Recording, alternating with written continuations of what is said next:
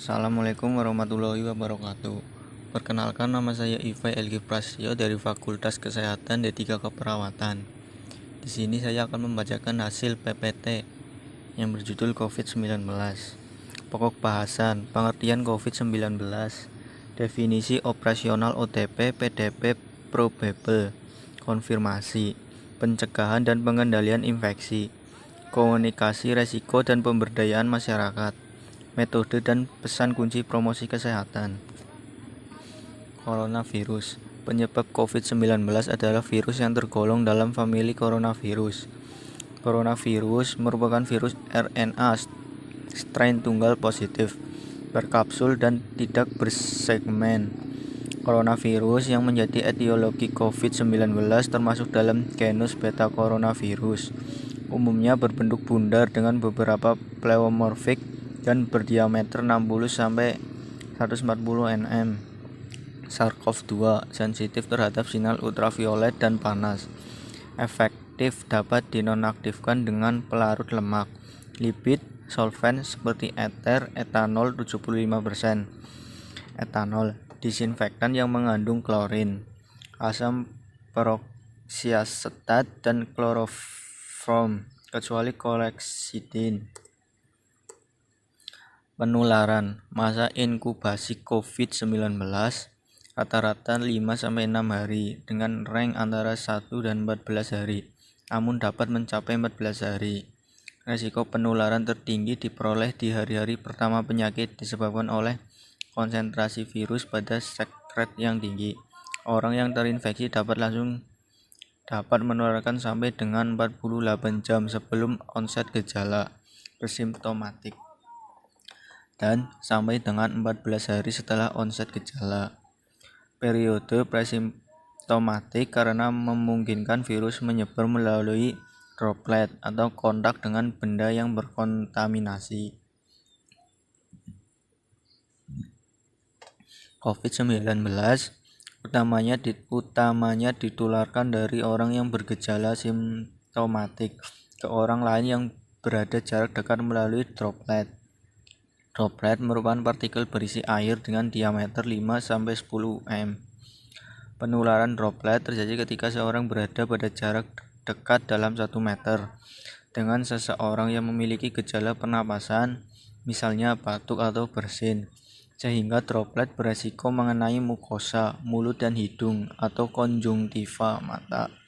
Transmisi melalui udara dapat dimungkinkan dalam keadaan khusus, di mana prosedur atau perawatan suportif yang menghasilkan aerosol seperti intubasi endotrakeal, bronkoskopi, suction terbuka, pemberian pengobatan nebulisasi, ventilasi manual sebelum intubasi, mengubah pasien ke posisi tengkurap, memutus koneksi ventilator, ventilasi tekanan positif non-invasif, tracheostomi, dan resusitasi kardiopulmoner.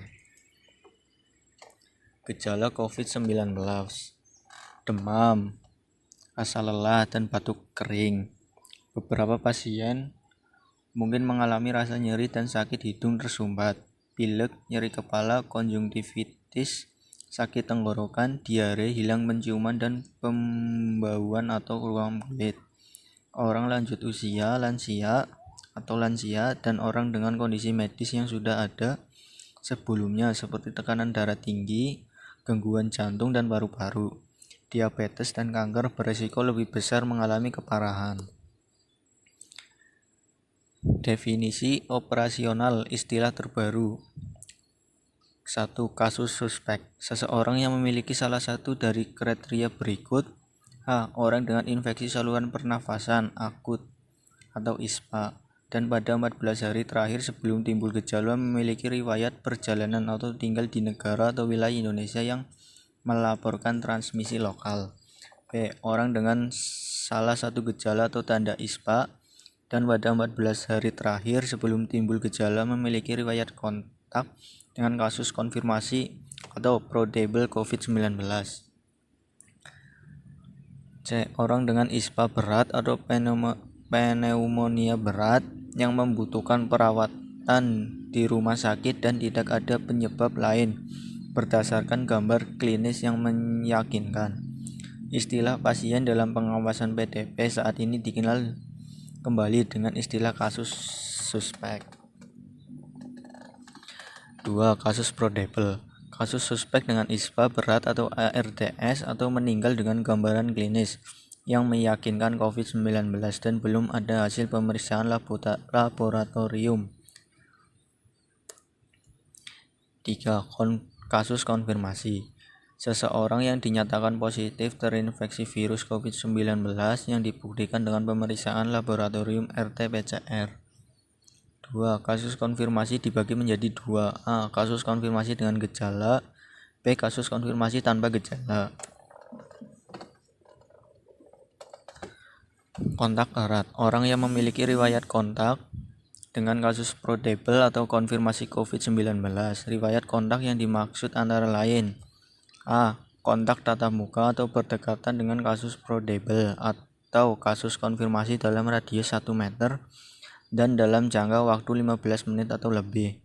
Sentuhan fisik langsung dengan kasus probable atau konfirmasi seperti bersalaman, berpegangan tangan, dan lain-lain. Orang yang memberikan perawatan langsung terhadap kasus probable atau konfirmasi tanpa menggunakan APD yang sesuai standar. D. Situasi lainnya yang mengindikasikan adanya kontak berdasarkan penilaian risiko lokal yang diterapkan oleh tim penyelidik epidemiologis tempat atau penjelasan sebagaimana terlampir. 5. Pelaku perjalanan. Seseorang yang melakukan perjalanan dari dalam negeri, domestik maupun luar negeri pada 14 hari terakhir. 6. Discharged apabila memenuhi salah satu kriteria berikut. A. Seseorang dengan status khusus, suspek dengan hasil pemeriksaan RT-PCR 2 kali negatif selama 2 hari berturut-turut dengan selang waktu 24 jam. B. Seseorang dengan status kontak erat yang telah menyelesaikan masa karantina selama 14 hari.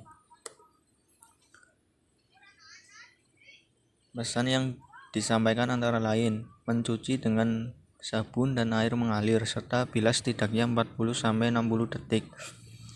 Cuci dengan air dan keringkan dengan handuk bersih atau kertas sekali pakai. Jika tidak ada fasilitas cuci tangan, dapat menggunakan pembersih tangan berbasis alkohol atau hand sanitizer minimal 20-30 detik. B. Menutup mulut dan hidung ketika bersin atau batuk menggunakan tisu atau sisi dalam lengan atas. Tisu yang digunakan dibuang ke tempat sampah tertutup dan cuci tangan dengan sabun dan air mengalir setelahnya atau menggunakan hand sanitizer. C. Gunakan masker kain bila harus keluar rumah. Tetap jaga jarak dan lakukan cuci tangan pakai sabun dengan air mengalir. Ganti masker kain setelah 4 jam dipakai dan cuci hingga bersih setelah dipakai. D. Ketika memiliki gejala saluran napas, gunakan masker dan berbobot ke Fasiankes. E. Melakukan kebersihan tangan rutin, terutama sebelum memegang mulut, hidung, dan mata, serta setelah memegang benda-benda yang sering disentuh, seperti pegangan pintu, pagar meja, papan ketik komputer, dan lain-lain. Komunikasi publik. 1. Mengumumkan kondisi ancaman kesehatan lebih cepat atau awal dan secara berkesinambungan memutakhirkan data atau informasi setelah dilakukan penelitian dan analisis resiko. 2. Segera memberikan informasi terbaru secara terbuka meskipun tidak lengkap untuk menjelaskan situasi yang terjadi atau mengelola ketidakpastian. Menyediakan saluran komunikasi yang mudah diakses publik untuk mendapatkan informasi terbaru, misalnya hotline, situs resmi, media sosial resmi, dan lain-lain.